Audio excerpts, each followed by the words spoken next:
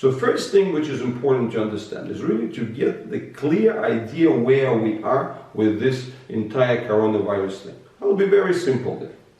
So, because you obviously heard the numbers, right? The numbers are that, say, every year that's 600,000 people die of regular flu worldwide. 600,000.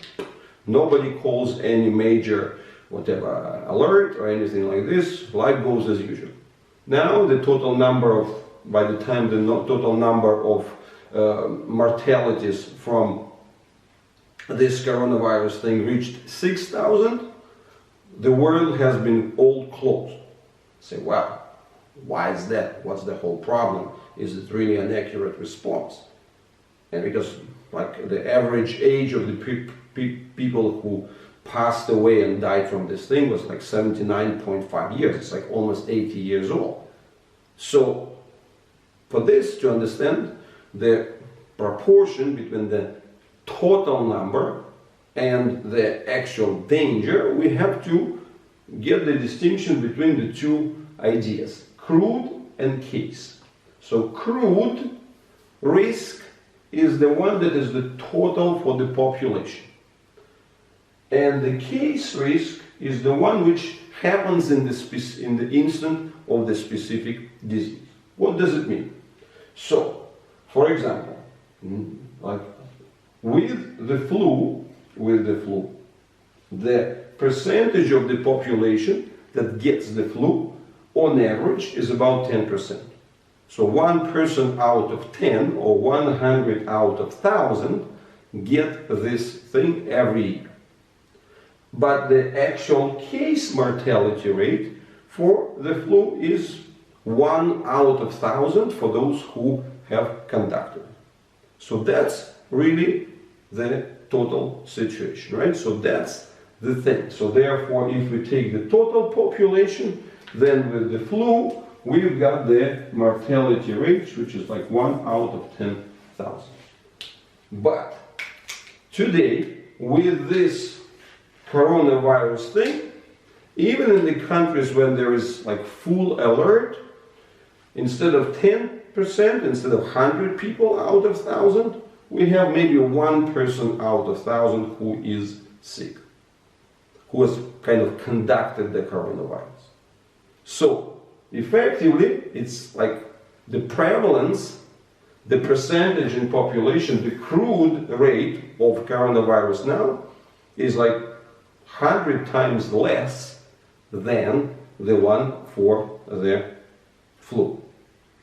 But you should ask, okay, the CRUDE rate, the total prevalence is low, 100 times less, but the case rate, what is the case risk if the person has contracted it? What's the relative situation compared to the flu? And that's where the situation is not so good. So what we see today is that on average, I'm not going to go into the details, but roughly speaking, one can consider that the case risk for the coronavirus thing is 5 to 10 times greater. So the prevalence is 100 times less. So that's why the total numbers of the people who passed away from this thing are very low. But on the other hand, the actual risk is, say, let's round it up, 10 times greater than with the regular flu. So that's why the total situation is like this. If this coronavirus thing stops now, with just 1 person out of 1,000, as the CRUDE rate, your personal risks are like next to nothing. So in fact, you might as well relax and say, hey, these risks are so low, I'd rather sit home and whatever, watch the movies and live my regular life as much as possible. That's very much a possibility. And you know, maybe with time this whole virus itself is going to cool down, and you know, in a few months maybe there is a vaccine, maybe there's something. So there is logic to this approach. The thing is that what is the whole big fuss around, right? The whole big fuss around is that this thing might potentially spread. Some people estimated that if today it's 1 person out of 1,000, it has the potential to reach as much as 700 out of 1,000. So that's a very different situation, right? So if this coronavirus thing is going to be 700 out of 1,000, so that would be like 7 times the CRUDE rate of the flu, and on top of this it has 10 times or 5 times or 10 times the case rate. So it has its own mortality, which is 10 times worse, right? So then, what we're having potentially the situation which is going to be 70 times worse, especially for certain more vulnerable groups of populations than the regular flu. So that is a kind of thing that defines the logic behind the situation.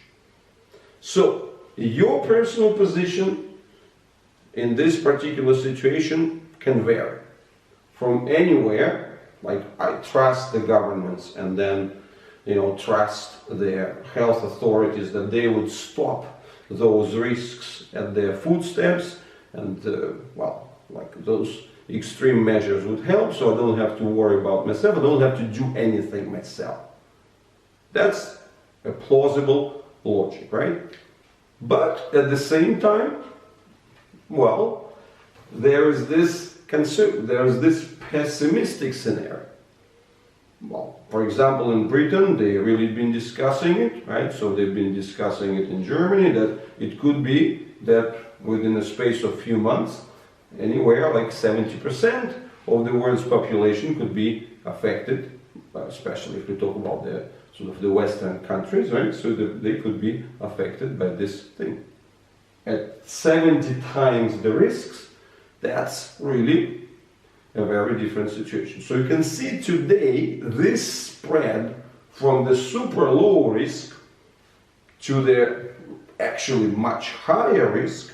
That's the kind of big spread that we are in. And the point is, what to do in this kind of situation? What kind of behavior response you should do? Because on the one hand, 70 times the increase of risk, it could be paralyzing, right? So let me cool you down on this. Even if it's 70 times this coronavirus thing, as if it's 70 times potentially could be the CRUDE and the total CRUDE and case rate risk level of the regular flu, it's still not a plague, right? It's like very far from those numbers. So you can relax, right? Mankind is not going to be wiped out by this particular thing. But still the chance of the choice of what to do, and whether you are praying or whether you are investing into the personal risk minimization, this is really your choice. Dear friends, if you find it interesting and useful, please do your likes, shares and the subscriptions.